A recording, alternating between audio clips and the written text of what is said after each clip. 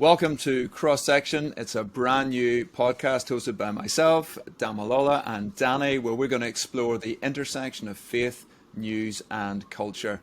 We hope to bring together a unique blend of analysis, opinion, engagement, commentary, and of course, some banter as we explore some of the big and small stories in the week's news and try and intersect those with gospel, cultural theology, church, and so much more. So thank you for joining us. We'll sometimes have some guests. We'll sometimes have some other folks come in and join us today. It's just the three of us. And so I'm going to get right in and ask you, Danny, first, what stories have caught your eye that we're not going to get to discuss this week? Well, you may or may not have been gripped by the Wordle phenomenon over the last few weeks. Millions of people have been displaying these little graphics of how they've done each day and guessing a 5-letter word. Josh Wardle created the game for his partner and it has gone global. And this week it was announced that he had sold his game to the New York Times for a low 7-figure sum, so somewhere in the millions of dollars. And he had said at the time he wanted it to be free for everyone to use, no advertising, no monetization, and he's gone and sold out. But then again, I can't exactly blame him. He created a game as a bit of fun, and now he's made a lot of money out of it. Danny, because you got me onto this, and then you got me onto Absurdal, and then you got me onto all these other things. So the main one's good because you can only play one a day. All the other things you sent me towards are a complete waste of my time. But anyway, Damalola, what was catching the news this week for you that we probably won't get to discuss? The report into the independent report into policing and the recommendation from me as my lofty self that Cressida Dick should go. Don't think she's fit to police the kind of police service that we need in this nation at this time. So amongst the things that were found in the report were rampant homophobic comments, misogyny and racism, in particular at a branch in Charing Cross, but they probably speak to the culture amongst some of the police more broadly. And yeah, I think she's not the only, there's not only one person in public office that should probably get the boot sometime soon. Yes, some pretty deep problems exposed in that report within the Met Police. Much as I'd love to discuss Russia, I don't think we're going to get time today, so you never know, but that's probably a long story we might come back to. I was intrigued to see Facebook shares down so much. I think it was 22% overnight because they're not getting the advertising. Followers are dropping away. Maybe it's the whole metaverse thing they're interested in. And by the time this out, we might have a new government in Northern Ireland, which is where I'm coming to you from. So that's all to do with the protocol. So all stories we're not going to quite get to, but we are fascinated by. So, Danny, if we're not talking about those stories, what are we going to talk about? What's our big story to look at this week? Well, our big story is Boris Johnson and Sue Gray and Partygate. So this earlier in the week, Sue Gray released an update on her investigation into the parties that may or may not have taken place and who may or may not have attended them and whether they were or were not against the rules. The update had been trimmed down significantly after the Met Police had said that they were investigating a number of parties and had asked that some of the detail about those was not released. So she released a short report in which, among other things, she said that there were gatherings had happened that should not have happened. It was somewhat light in its detail, but it disclosed that 12 of the 16 parties were being investigated by the police. The Prime Minister is believed to have been at some of those. Further details were trickling out through this week. And Boris Johnson stood up in Parliament on Monday and you could say he apologised. He apologised in a certain way. Would I say that he apologised? Well, that's what I was going to come on to. He said, I am sorry for the things that we simply did not get right and sorry for the way this matter has been handled. He said sorry, but it wasn't exactly clear what he was sorry for. And that leads us into the question of where we go next for him. Support from his backbenchers is starting to fade. More have said that they're submitting letters of no confidence. But at the moment, he's still our Prime Minister and there's no vote of no confidence at the moment. Do you care that you went to 12, 16? Who knows how many parties? I don't think it's entirely unimportant. I think we should seek and have leaders of integrity. So it is important. I do care. I think I care more about, I don't know, I'm nearly tired of this story because of how it's dominated the headlines and just been all pervasive every time I've gone to look at the news. So I feel somewhat over it. But in terms of the big picture of holding our public leaders to account, yes, totally for that. They shouldn't be saying one thing and acting in a different way. And yeah, I'm like, can we also move on? It does feel like the tactic, doesn't it? It just keeps going. We've almost priced in that we're not going to get the truth.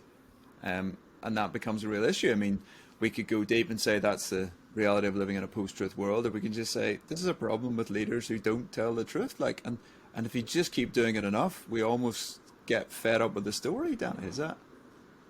Well, that's the problem. We do move on because it's Boris, and we're like, oh well, do we trust him? Do we believe a word he says? And we just move on, and that's problematic because were these the biggest things that a government could have done wrong? Probably not. Potentially fraud in how PPE was procured and sold and where it came from and how it was accessed and the billions of pounds that have been written off this week is actually far more important in the grand scheme of things.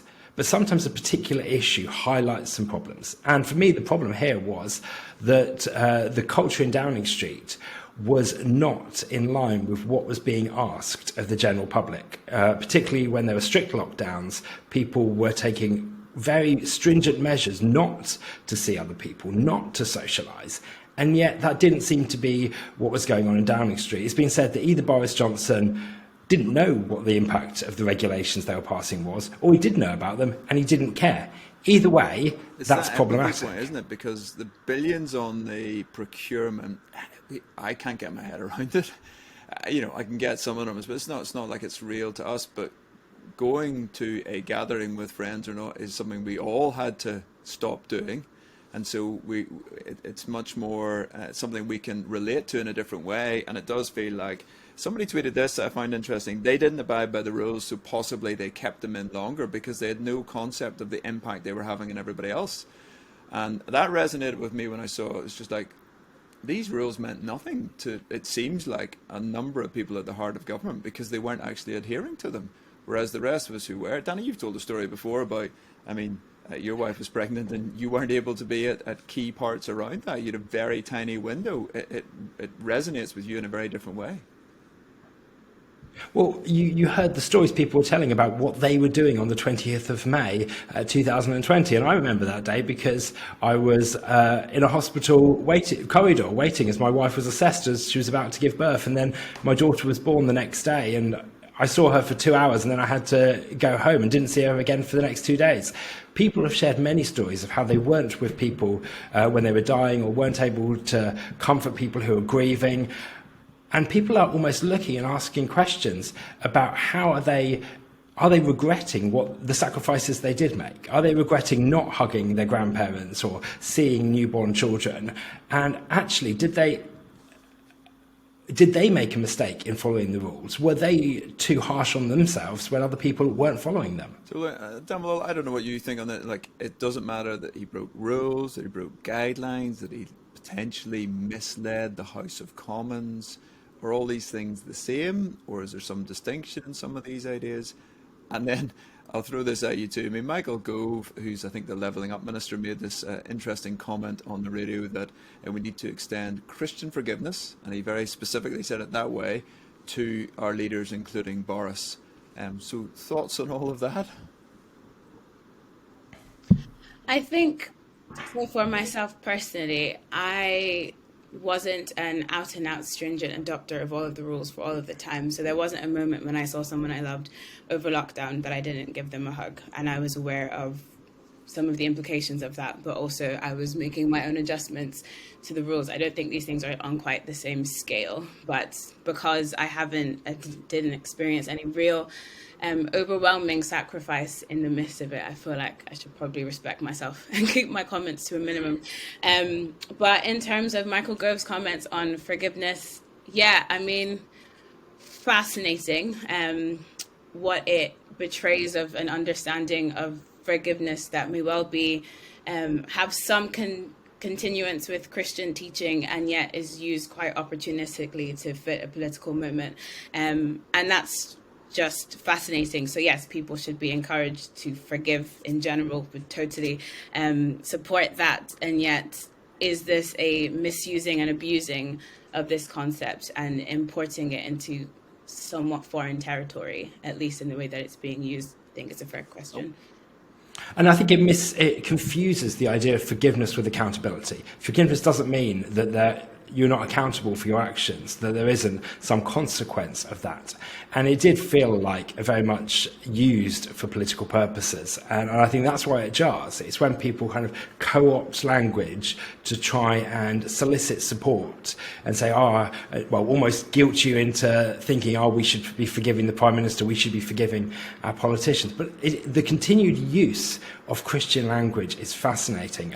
Boris Johnson went to see his backbenchers earlier in the week, and one of them described the gathering as like a Billy Graham crusade. And you had another article in the Sunday Times at the weekend that talked about backbenchers who had previously been rebellious, now sitting next to the Prime Minister, giving their full support. It was as though the cock had crowed, harking back to Peter at the time of Jesus' crucifixion. So the continued use of that language is a really interesting thing just to note in our popular culture. One of the things we're looking at is cross-section, thus the name, but also kind of like the foundation stories, the various stories we're leaning into. So I find that really interesting, those comments that picked up on our Christian heritage in what is no longer now perceived the UK to be a Christian country, and yet we live off the fumes. We continue to pull the threads. So the three examples you highlighted, all pulling on a Christian analogy because the speakers each time think it's going to work and resonate with people. And so we have this interesting thing. We've got a rejection going on of Christianity. We're waiting for some census numbers that will tell us where the UK is in terms of its beliefs. But it's still such a dominant part of our heritage and story that people still want to pull it in and rely on it and talk about it. And I guess for me, that takes us on a bit of a pivot. Stay with me into our next story about the Winter Olympics, because Tom Holland has been really interesting on human rights. And he said, hey, they don't just exist in the ether. They're fundamentally drawn from the Christian story. You don't get to them any other way. And yet we're living in a culture that's looking at the Olympics. Some of you might not have realized the Winter Olympics are just about to begin. We'll say more in a minute. But they want to pull on a human rights agenda that can only be derived from, Tom Holland, the agnostic, is telling us, the Christian story. Either of you, like the Winter Olympics, I mean, I was surprised that they were around so quickly. Apart from anything else, it felt like we just had the Summer Olympics, and in one sense we did, I suppose, delayed, and they're back in China already again. So Winter Olympics are kicking off. Danny, what kick us in a bit more here? Well, the Olympics in some ways have already started. There's been curling taking place this week, some of the qualifying rounds for that, but the opening ceremony on Friday is when things really kick off.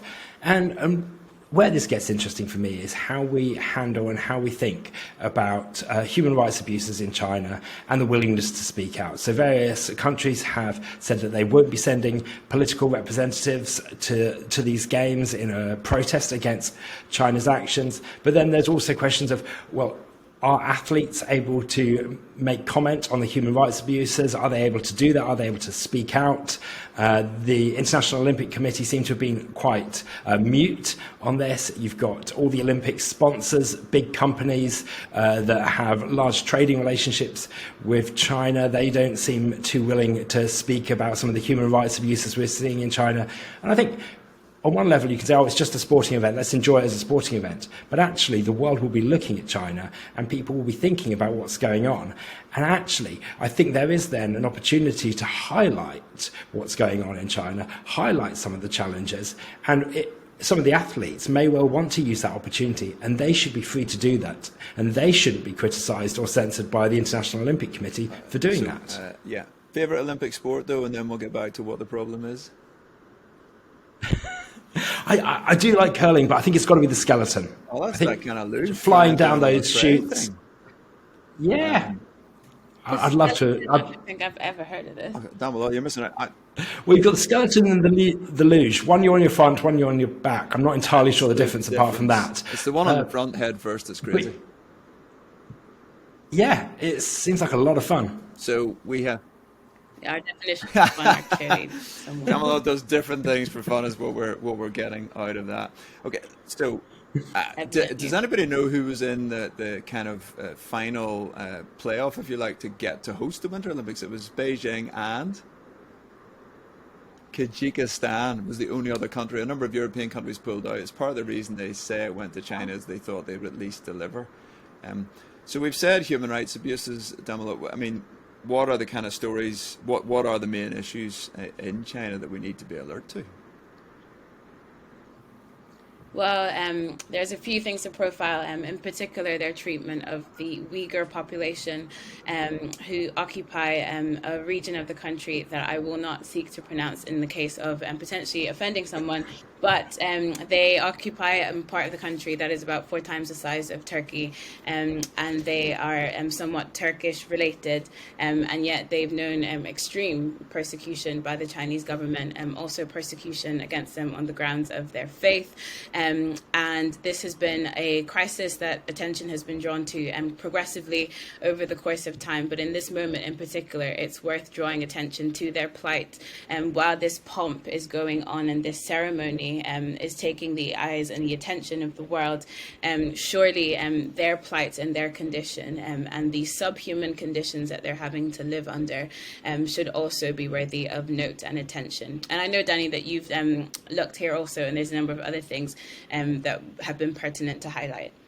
Well, I think the situation with the Uyghur people is, so you have these detention camps, you have stories of indoctrination, so that their Muslim faith is being suppressed, and in order to be more in line with the Chinese way of thought, questions around sterilization of mass populations. The treatment is really, really quite severe and quite shocking. But you've also got questions around democracy in Hong Kong and the increasing repression of freedom of speech there to think about. And then that to pick 2 examples would be suggest that everything else in China is fine, whereas while it is now a very capitalist country, it is also a communist country. So there are severe repressions on Christians meeting in China still. So the situation in China isn't simple. It's not just one thing, but actually the freedom for people to speak out against these human rights abuses is really important. I think the IOC is trying to say, hey, look, the Olympics is not political. But the head of the IOC was involved with Peng Shuai, the Chinese tennis player, when she made claims that she had been abused by sexually abused by a political senior party official. And he intervened and was involved in a Zoom call to kind of prove her whereabouts. But there's still very little information coming out about her. And this week we had another story about British judges who sit on the Hong Kong Supreme Court and questions about whether they should do that with the draconian laws that are coming in there. I think you've highlighted, Dan, I think it's 12 million Uyghur people, Muslim by faith, and that is the key issue. This is fundamentally religious discrimination against them, because that's what's threatening about them, is that they have a faith. The Chinese government don't like that and see that as a threat to their whole system of kind of mass surveillance that goes on in this. And I do think the Olympics have big questions to ask, from my perspective at least, around the ability to speak out on this. They're trying to say to athletes, don't say anything. They're saying they can't even necessarily protect athletes in China. If they say anything, the Chinese government might intervene. So why are we giving a stage to this, a cover to some of what's going on? So I'm very... And the IOC are, I think, guilty of double standards here, because in 2014, when the Olympics were in Sochi in Russia, the IOC spoke out against Russia's treatment of LGBT people and their record of LGBT rights. So it's not like they have never spoken out on human rights issues, but it's then whether they're being consistent in doing that. And it seems like they're not willing to do it in this case. Kamal, you were coming in? Yeah, I used the word subhuman earlier, and it's quite a strong word to use. And yet, I think it is in play here, yes, around the forced sterilizations and the degree of surveillance that the Uyghurs are subjected to. But fundamentally around this issue of freedom of religion and belief, they are followers of Islam. And I believe, and I think we do believe, as Christians, they should have a freedom to pursue that faith. And yes, as a follower of Jesus, I long for everyone to come to know Jesus, to have an opportunity to hear about who he is and respond to him. But I also care about about hosting a space where other people can come to explore faith and recognize that God has given us a freedom to make sense of our place in the world and make our way towards him, and they should have a freedom to do that, to pursue their faith. It's not just a perk of being alive, it's actually fundamental to a flourishing life, and to have a freedom to explore those deepest questions of who we are and what our life journey is about.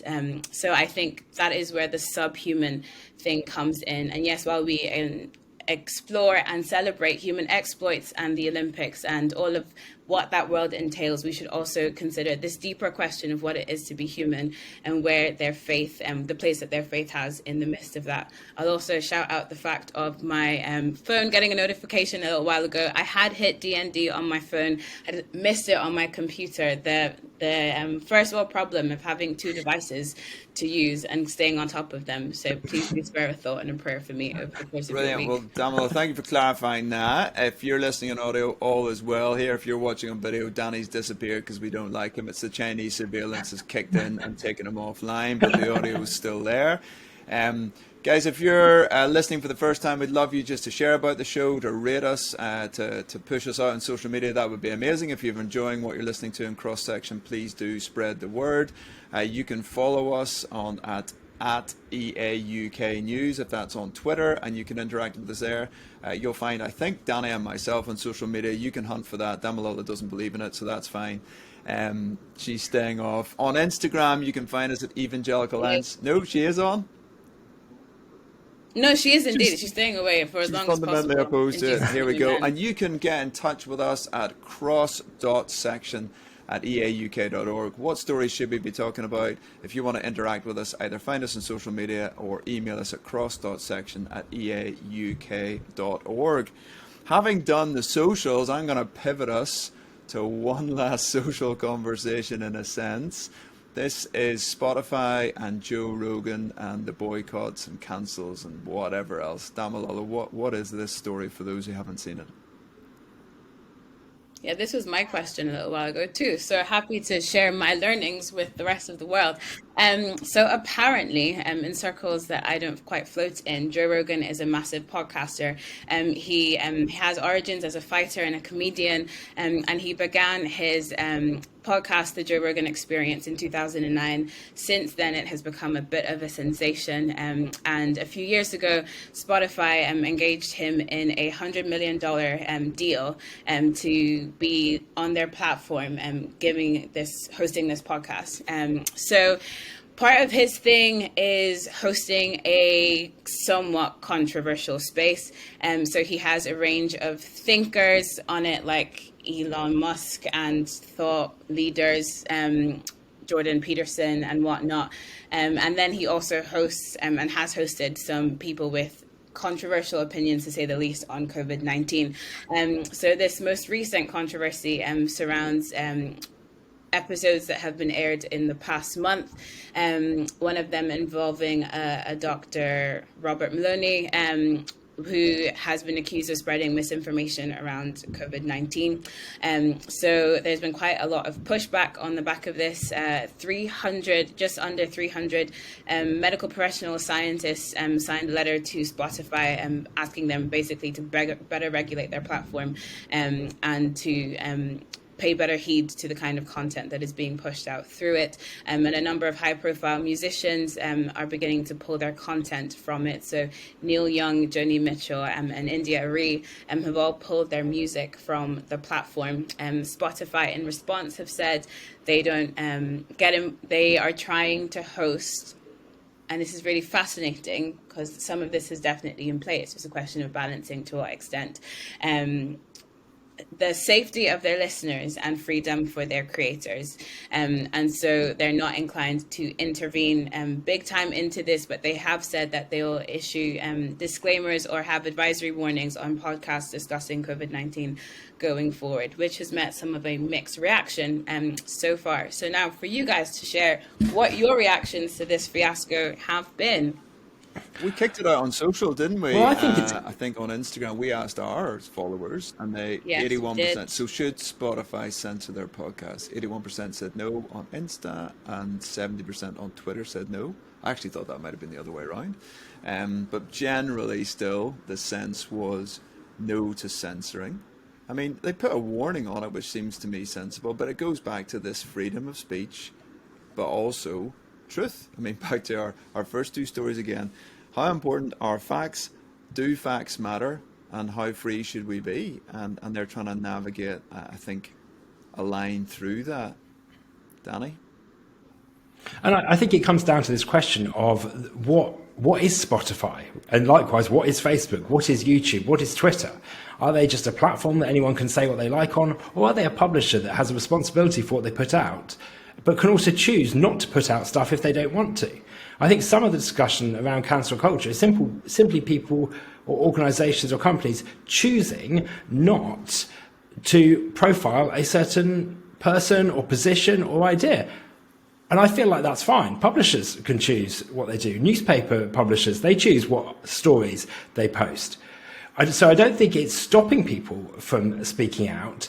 But I think actually when you then do start coming under pressure to change what you're putting out because of other people not liking it. Now, I think we've got to come back to these questions about how do we uphold truth in our public life? How do we counter these false narratives and these ideas? But how do we also allow people to speak nonsense if they want to speak nonsense and accept that actually, unfortunately, that happens in our society. People do speak nonsense. They should be debunked and criticised for what they speak, but they should be allowed to some speak people it. Probably said that's what's going on in this very podcast, but we hope not. And I think you've brought. You did tell me an interesting thing just beforehand that Neil Young, one of the people who's left, has then signed up with Amazon. And you were pointing to a story in which Amazon China then were removing any critical reviews of Xi Jinping's book, the Chinese premier, his book. So you weren't.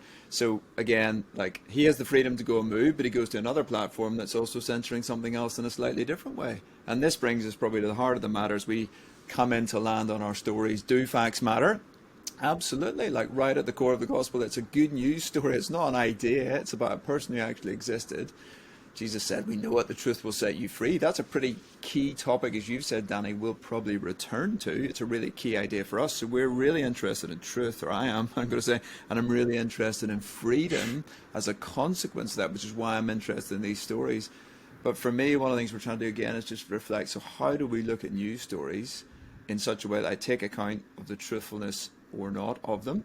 And how do I look at what they're doing in terms of human freedom and human flourishing, as Damalola was reminding us? Like, how do you celebrate human endurance and excellence in a sporting event while simultaneously not ignoring the degradation and the lack of human dignity and the fact that treating of people as subhuman?